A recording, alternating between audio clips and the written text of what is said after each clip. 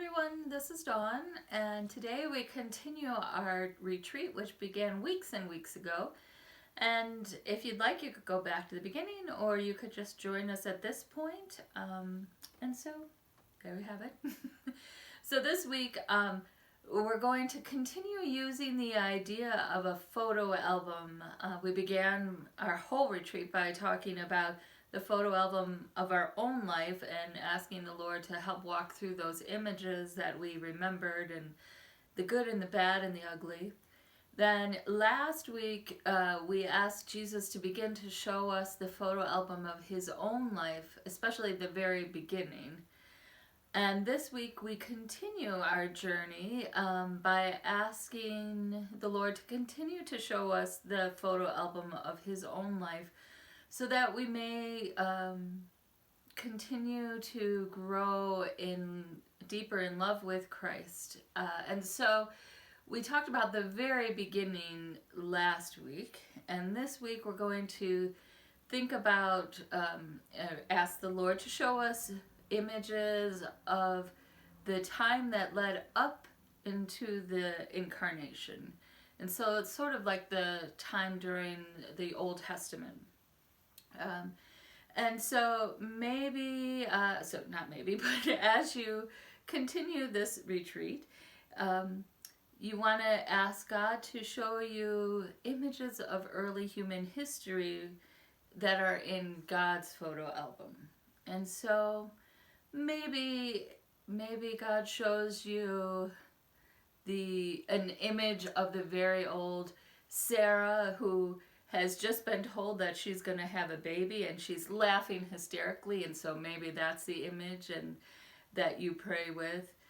Or another, maybe it's Joseph being thrown into a well by his brothers, thinking that he'll die there, and then, or maybe it's it could be it could be Moses in the desert, and or any point in the desert. There's so many images that could come up. So this isn't an exercise in intellectual capacity, so we're not asking you to go and read all of the Old Testament in 1 week, because that would be not possible. These stories are deep within us, and so you'll just ask the Lord to bring to the surface of your mind the stories of our ancestors. We know, like in human psychology, we know that who our ancestors are have helped to shape who we are, and so we're doing the same thing this week, getting in touch with the ancestry of Jesus. And so as you pray, as I said, invite the Lord to show you what you need to say. Need to see. I'm sorry, my brain is distracted today. Perhaps this week, while you're walking or driving from one place to another, or maybe when you're frustrated or feeling alone, turn to Jesus and ask him, how did his background prepare him for situations like that? What was in that led up to Jesus? What helped to prepare him for that time that him entering into our human history? And the answers to those questions will be the fruit for this week. The interior dialogue between Jesus' story and our own story can help us to know him better and to grow in love for him, and to be moved to go deeper into his mission. And so, as we know, as any family album, there are messes.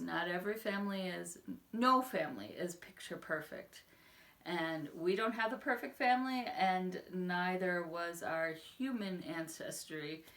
And you might come up puzzled, or you might be shocked to think about some of the stories of people's infidelity and not trust of God, the division of the whole nation, and then what led them into captivity.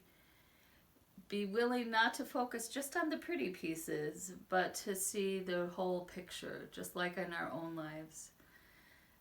looking through these early photos, we can appreciate God's fidelity and the enormous mission that Jesus was given throughout the background of your life this week. So as you wake up and you put your feet into your slippers or whatever you're doing as you hang up a telephone, just reflect on things that come into your heart. How much more do you understand who God is? How are you growing in love? And how are you feeling drawn to express, how are you expressing to God gratitude for showing you this photo album of His life? Maybe you want to think of this week as a tiny Advent.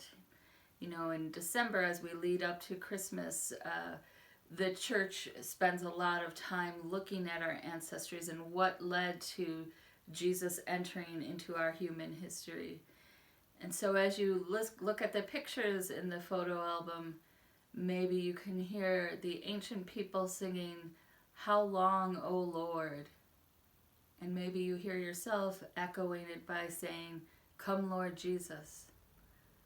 As our days get shorter with less sunlight, we can better appreciate the mystery of God bringing light into our darkness.